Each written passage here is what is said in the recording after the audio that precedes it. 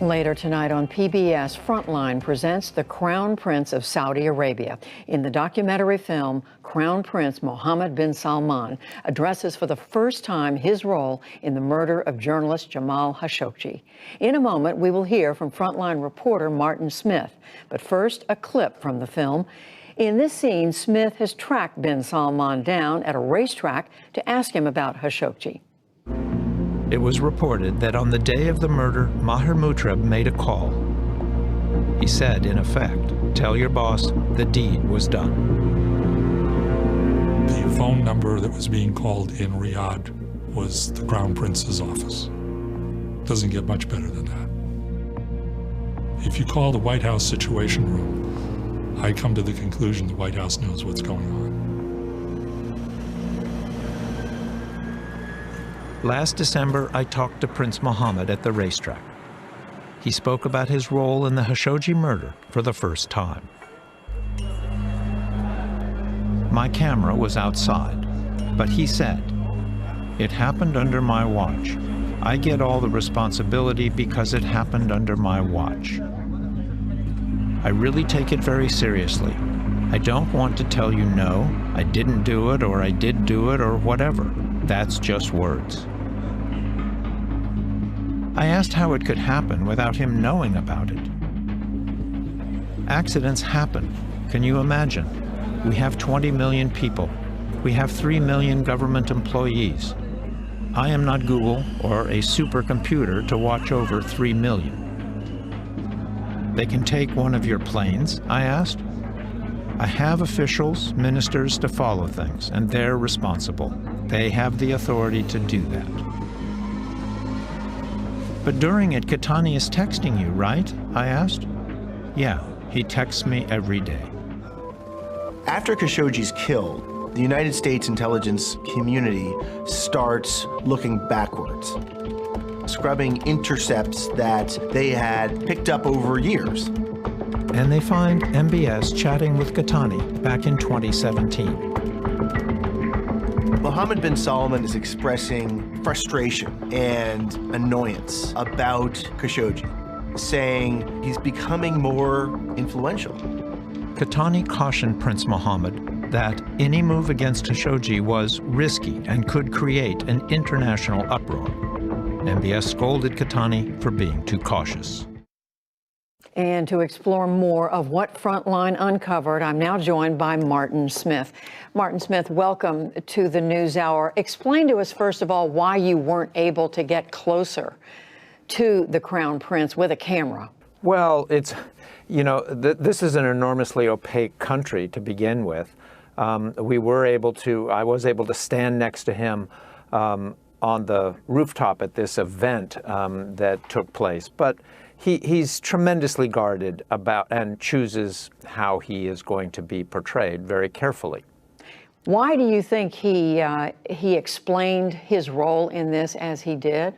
Well, I think that what he said has been something that his advisors, I know, have been telling him he should say for a long time. That is, that it happened on my watch and I get the responsibility for it. That had been worked out. He used similar language when he did an interview later with 60 Minutes.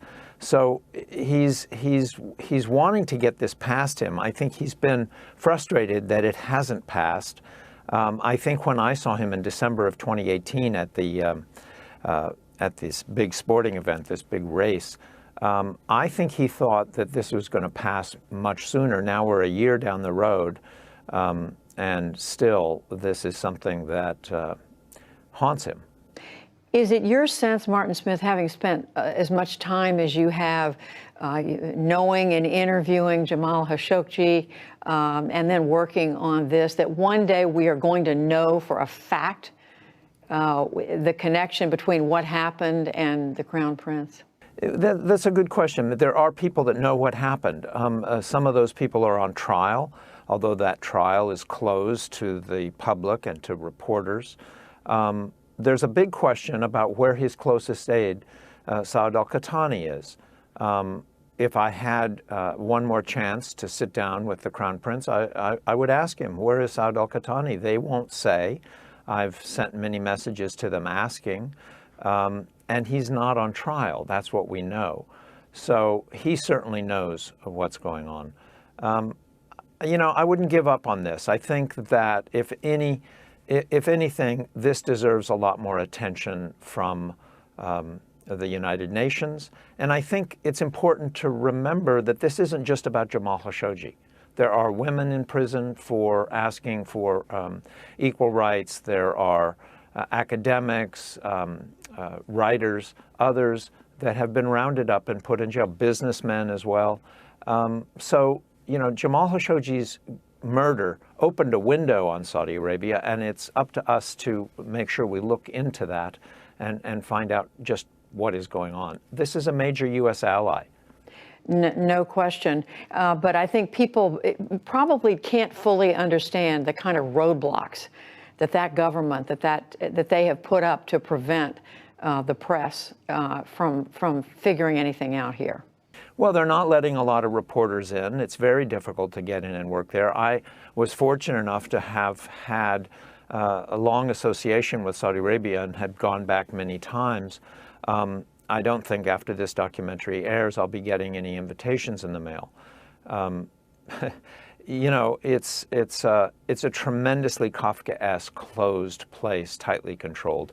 But the Crown Prince is trying to open the country up for foreign investment. He's trying to open it up socially to some degree. He doesn't want to grant political rights, that's clear. But he's going to have a difficult time continuing to open the country up and preventing journalists from getting in there and asking questions. And they have, I guess, a major international business conference coming up very soon that a number of American business leaders are going to be attending. How much do you think Saudi Arabia's ability to operate in the world, to function as a major power, is impaired or affected by this? I have to think it's fairly serious, although I did attend a financial sector conference, another one that was held at the Ritz-Carlton back in April. And the businessmen there were saying, you know, we don't really worry about the executions that are ongoing and the imprisonment of activists. We're interested in the opportunities that are here.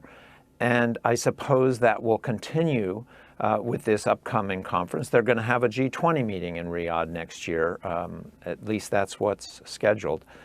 But all of this opening the country up to businessmen and others is a risky proposition if they're going to continue to clamp down on the ability of anybody to really see into what they're doing.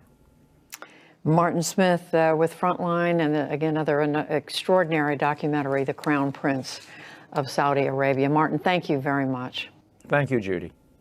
The Crown Prince of Saudi Arabia will air tonight on PBS and can be watched online at pbs.org/frontline.